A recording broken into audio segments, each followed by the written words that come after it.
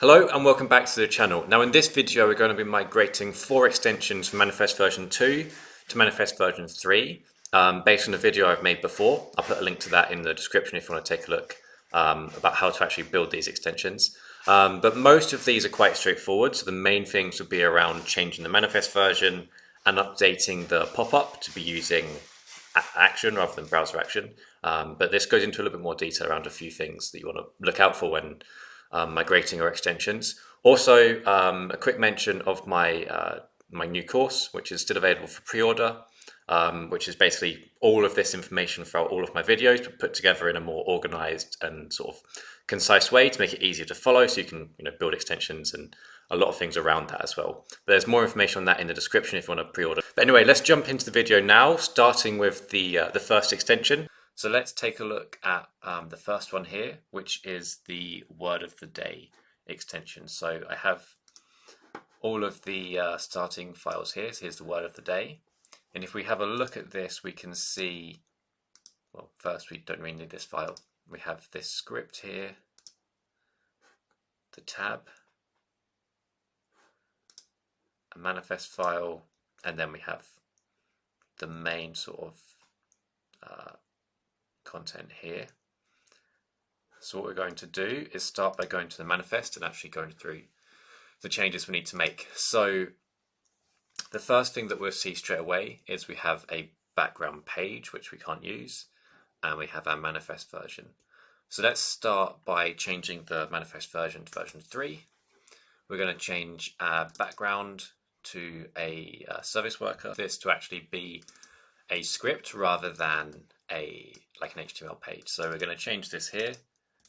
So this needs to be service worker, this background, and then we're going to change this to rather than background.html, because that could be confusing, we'll just put service worker.js. So we're going to need to make a new file for that.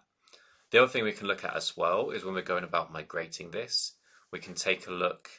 Let's just adjust that a little bit. We can adjust our file to do this, because you can see all our HTML was doing here was just importing this JavaScript file anyway, so that shouldn't be an issue for us.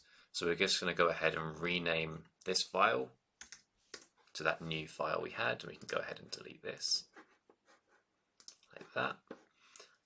So if we look here, we can see we've updated this, we've updated this. So on the face of it, our manifest file should be fine. What we need to do next is go into our new service worker and just see what methods we're using to see if this is going to be okay. So if we look in, we can see we have this function, that's fine. We're using a message listener, which should be fine. And that's it. So this is quite a simple extension, you can see here. So it's not doing too many things, so that's okay.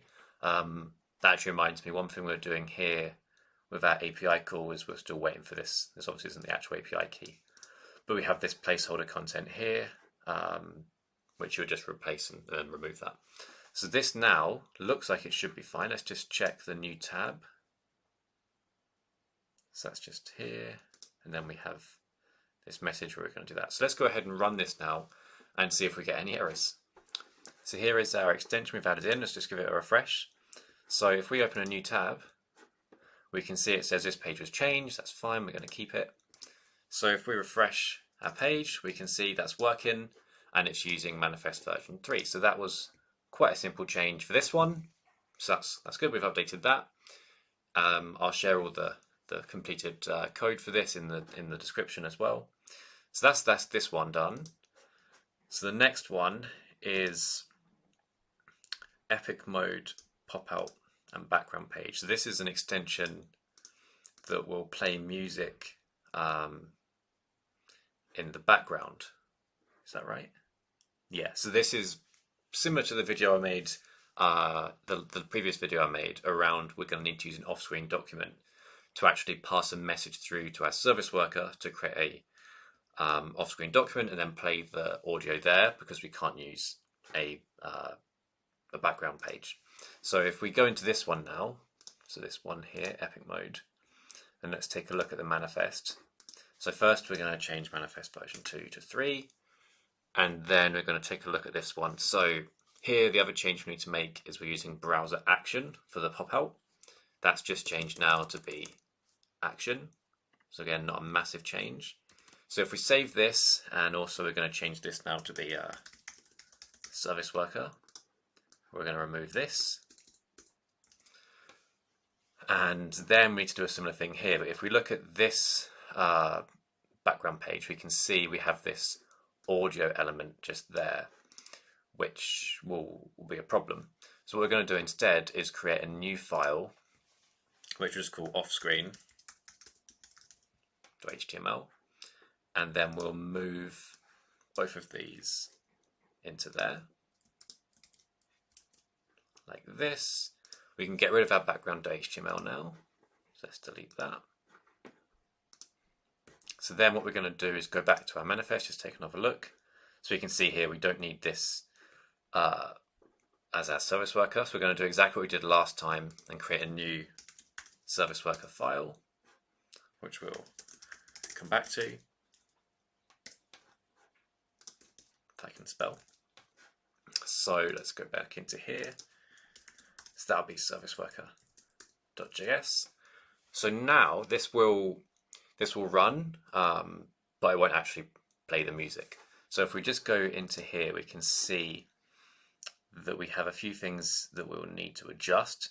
So our service worker now, let's rename this actually, rather than background, to document, and then we'll go into here and change that.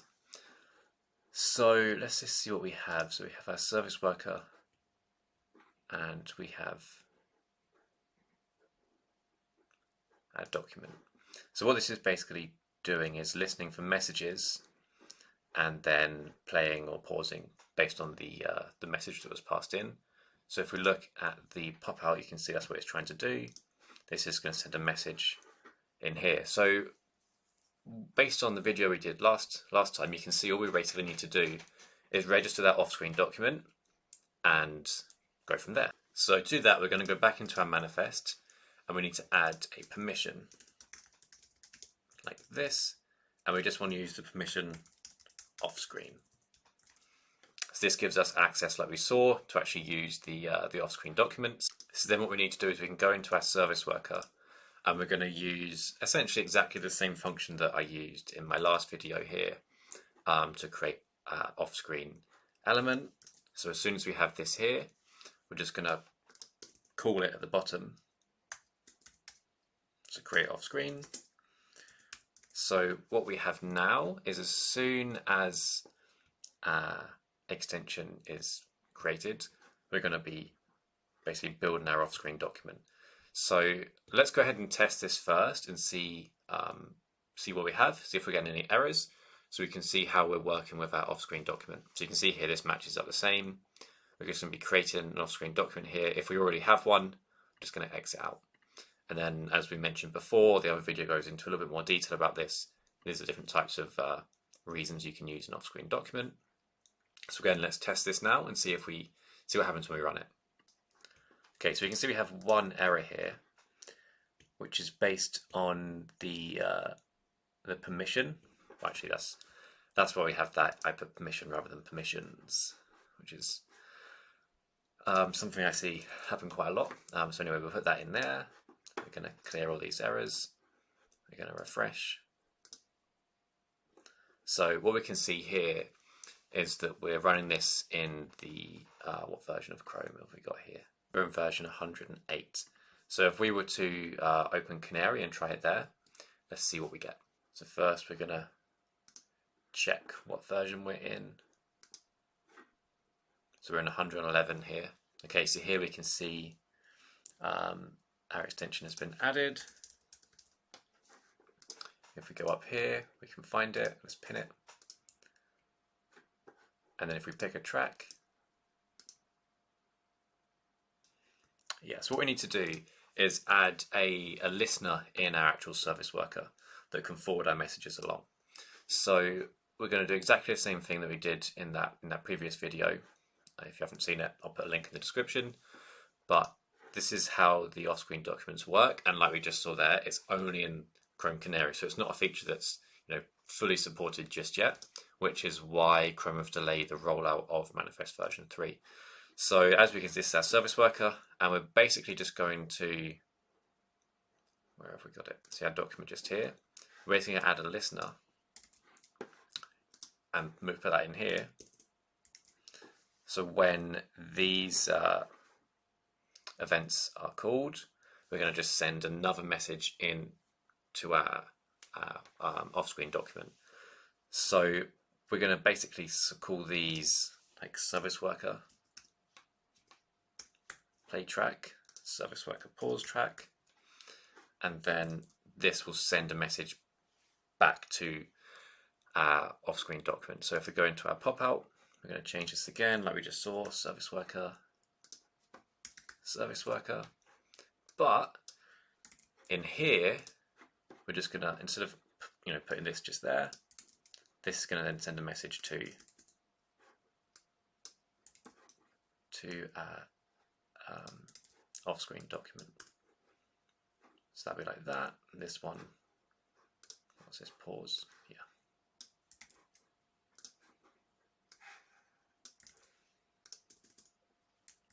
Like that. We just need to make sure though that we pass in the correct information here. So that'll be message select track. We'll just log this just to be sure. So now if we look at what we have, so we're going to also create off-screen in here rather than just there. So each time we get in our messages, we're making sure that our off-screen document is awake and ready for this to come in. So let's just check through. So we have a pop-out, which is where the first messages are going to come from. That's going to, on click of this button, is going to send a message to our service worker of play or pause. And then in our service worker, we're listening for these specific messages. And then we're passing one without this to our off-screen document, which is just here. So in the document, we're listening for these original messages, and then we're going to make those actions. So as we can see, everything else should have our query selector that matches up here, and that's all included. So let's give this a refresh and see what we get. Okay, so what we can see is there's a couple of changes we just need to make sure we have here. So when we're sending our, using this, we need to make sure we await this, and then just be sure to make sure that we're passing in message.track, not select track, because that was coming in from the actual, we set this just here. But what we have now is a way to get from here. So we make sure you await this so that we're not trying to access the document before it's actually on the page, or before it's been created. Then we're sending this in, which we'll get to here, and then that will use this track to then play the music. And what we should probably do here as well is make sure that this track name is like available. So you could have like enum or something that's like track 1, track 2, track 3. If it's not one of these, show some sort of feedback back to the user that you're trying to play a track that doesn't exist. But again, this should be supported now. This should work. So let's go back to Canary and try and run this. So we're going to refresh, go into here, try this one.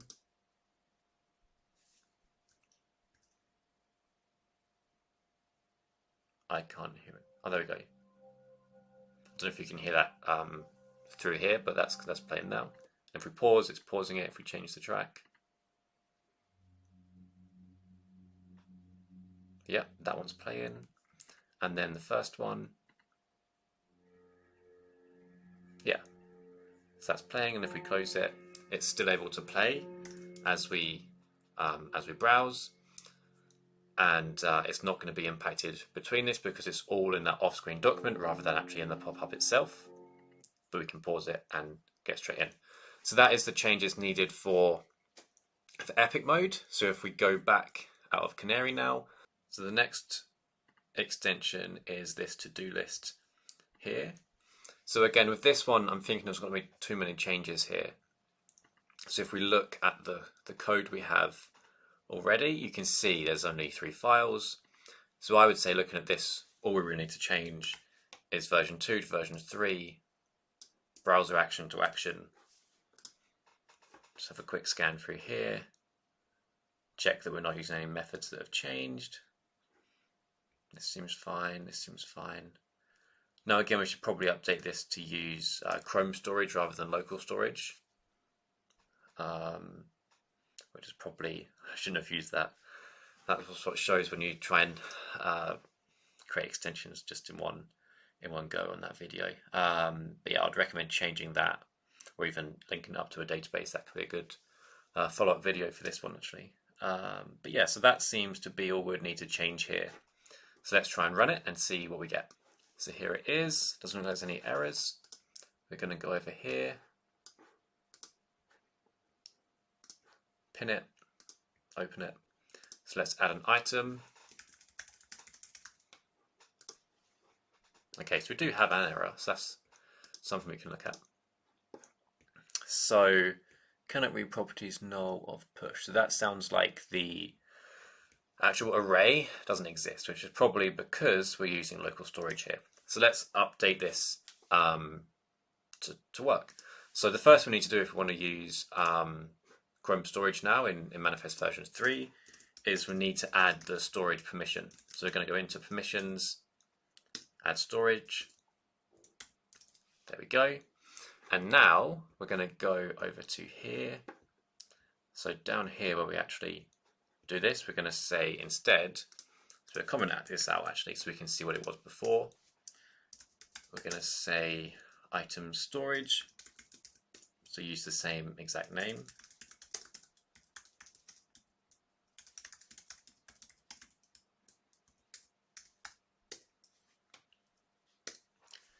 So we have Chrome, storage, local, get item, to do items, which doesn't actually sound right. So let's go into here and we can just actually run this directly in here. So we'll say Chrome.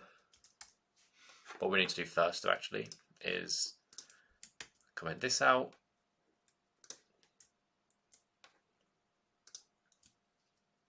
Let's just have this in here, and then we're going to go back and refresh this. Okay, up here. We're not going to actually try and run it yet. We're just going to access this from here. So Chrome, storage, local. Is it get item or get? Yeah, it's just get. So if you pass in an empty object, it will return everything. But what you can see is that we won't have anything in the response yet because we haven't saved anything yet. But we're just going to update this now here just to be get, and we're going to pass this in like so. And we can actually await these now in manifest version 3.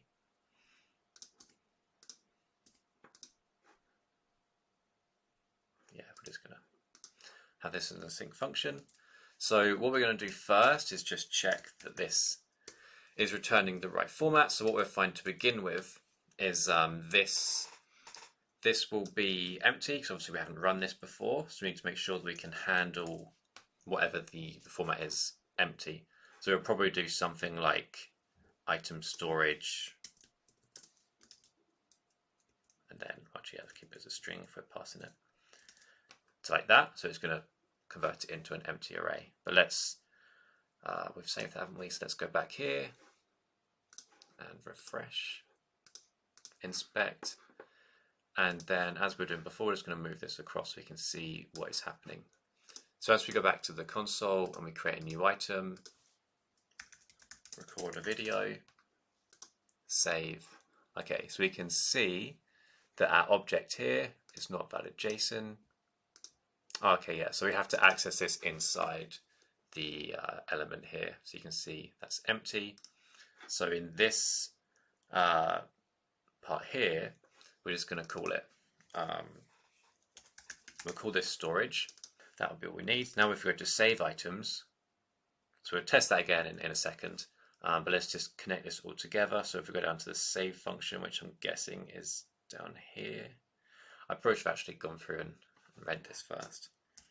So we're going to do Chrome storage local. Now the reason we're using local here is to keep it just on this one device, but again with the other methods of Chrome storage you can have it sync between devices. So if you're logging into the same Google account on different devices, you can use this to sync it between each, which can be quite useful. But anyway, so what we have here is we're using Chrome storage local set. Again, we'll await this. Just make sure to be using the right methods here. So again, if we go back to where we're calling this, we're calling it here. We need to await that because otherwise fetch won't. That could be called before we get here. Do we use it anywhere else? Is this going to try and update it? Yeah, we should probably await this one. So again, we need to change to be asynchronous here. And the same for delete. Let's await that. So again, the benefits of having this. So yeah, we're going to be having that as an async function as well. So if we just look through, we should be okay with these changes. I'm rushing through this a little bit, so if you've got any questions, just drop a comment below and I'll be sure to go into a bit more detail and take a look. So anyway, let's go into here now, clear this. So as we can see, if we test it now, and then save, we're getting that information. So as you can see in here, let's just go through these. So you can see it's encoded here, store, and store. So if we come back in here, we can see, oh yeah, I added this. In fact, I actually recorded that part. We need, on our fetch, we need to use the same logic here to actually pass it in. So we need to make sure that we're using the same name. So I was using the variable name rather than the actual, the key that we were getting it from. So you can see it's to do items. Make sure we access that here from the array. And there we have it. And then we fall back obviously to the empty array. The same down here, we actually load the items when we open the extension. We're grabbing it here from to do items. So you can see we don't need that item storage anymore. I'll leave the console log in actually so we can debug that. And everything else, so item delete will come down here. Again, we need to update this part. So we're going to change items storage equals, we could do this. There is that. And then we're going to say pass item storage to do items. And then again, remember to make sure we fall back to that empty array. We're going to get rid of this.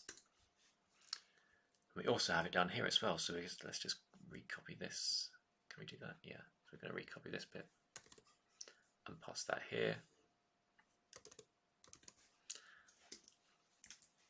So if we look through here now, we can see the main change here. I fumbled my way through it, but you can see basically it's just using Chrome storage rather than local storage, which is a better change. We need it anyway. So if we refresh this now, come back to our to-dos, we can delete them, add new ones, a new item. And so that isn't completely working there, so we can mark these as done. What about if we close and reopen, are they still done? Yeah, if we delete and open.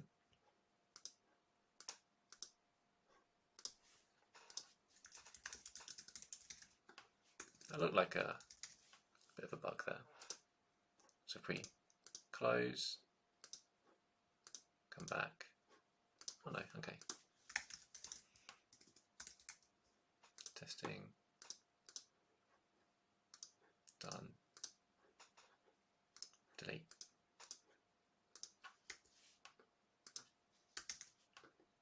Save. Yeah, okay, so that is now updated and using manifest version 3. So that was the to-do list. So the final one now is the WebScraper. So this one is a little bit more involved because we're injecting content into the page using a content script, and there's a little bit more interaction there. But let's take a look first, like we did with all the others, by starting with the manifest file. So as we can see in here, again, the first thing we need to do, change browser action to action, manifest version 2 to 3, and then the content script should be okay, so we can save that. And actually, one thing we might need to do is change this to be host permission.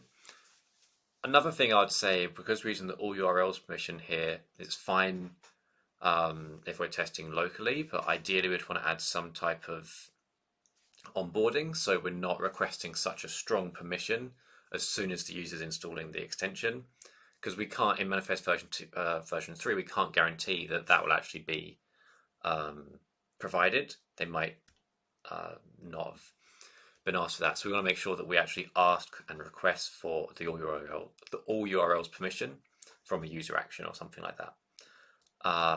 But for now and for this video, this is fine. Didn't I just change that? Action. There we go. Right, so we are going to now take a look at the pop-out,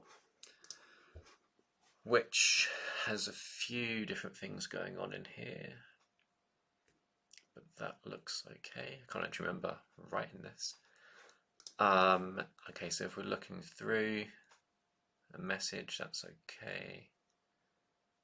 Sending a message to active tab.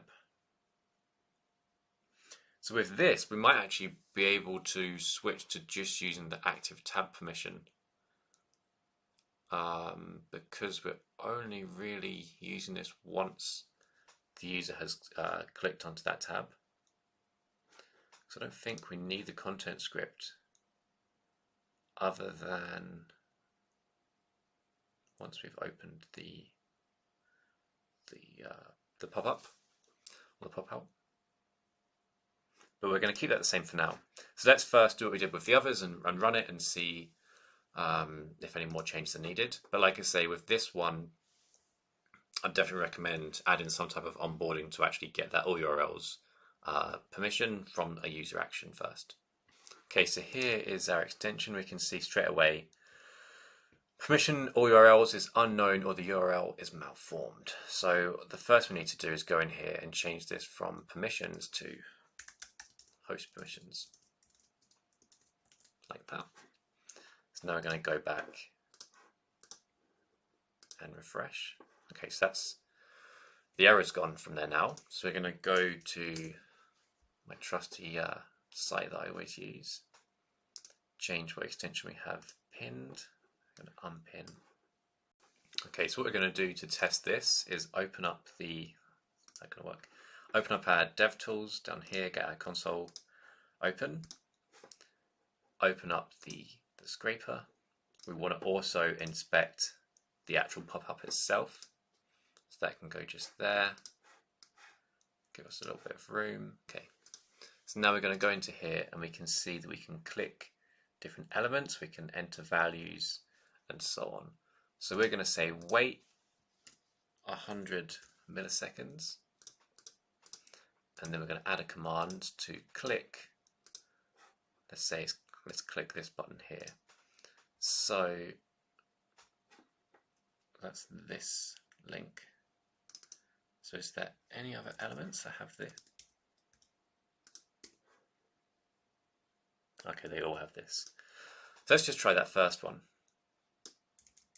So we'll say click this after 100 milliseconds.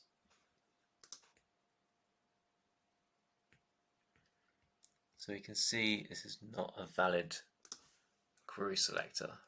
So do we actually need to pass this in? I honestly can't remember how I set this up. I think it might just be like that. So if we run, there we go, all commands have been run and we've gone to the football page. So that is actually working with minimal changes. You can see here we're returning an empty array here as well. But this one is quite quick to adjust for manifest version 3. Now, seeing this makes me think that this could probably be improved quite a bit.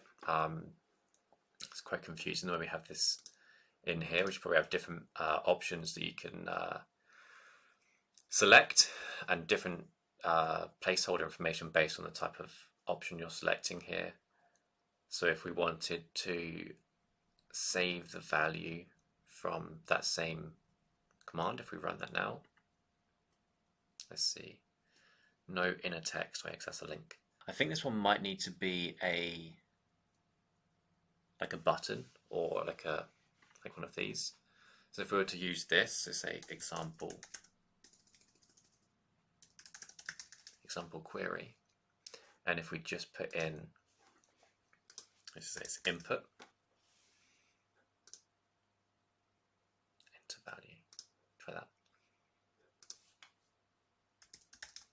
input. There we go, you can see we updated that based on this. So there's a few things there. I probably should have done a little bit more research into what exactly that extension did. But you can see how the actual migration from manifest version 2 to 3 wasn't too difficult. Now, obviously, these extensions were all quite simple and straightforward. The most thing we needed to change, or the main thing we needed to change, was the manifest version and the pop-up, browser action to action, which isn't always going to be the case if you're doing things with actual intercepting requests and things like that. It is going to be a little bit more complicated if you're trying to run things with, if say you've got remote code that you're using, you need to work out how to migrate that into other methods that aren't going to be relying on that as much. So even things like the libraries you might be using, that might need to change. There's examples like with extensions in using Gmail to add more interaction there, using things like the Inbox SDK. That's now available that you completely can include in your extension, but there's changes, things are changing a lot, so that makes it more complicated as well. But hopefully this video, it shows you a few more ways that you can migrate extensions. I'll be sure to save all of these changes as well, and put links to all of this updated code so you can sort of compare the changes. But these were all quite simple extensions. So if you have any questions on how to migrate your extension, if there's a little bit more complexity involved, feel free to either leave a comment on this video or send me an email or DM me on Twitter. Just let me know and I can take a closer look. And if you're happy to, I can share that in a future video as well. Or if you have any areas on actual making a more complicated migration you want to take a closer look at, please do send me a message and I'll be happy to take a look. But anyway, thanks for watching this video and I'll see you in the next one.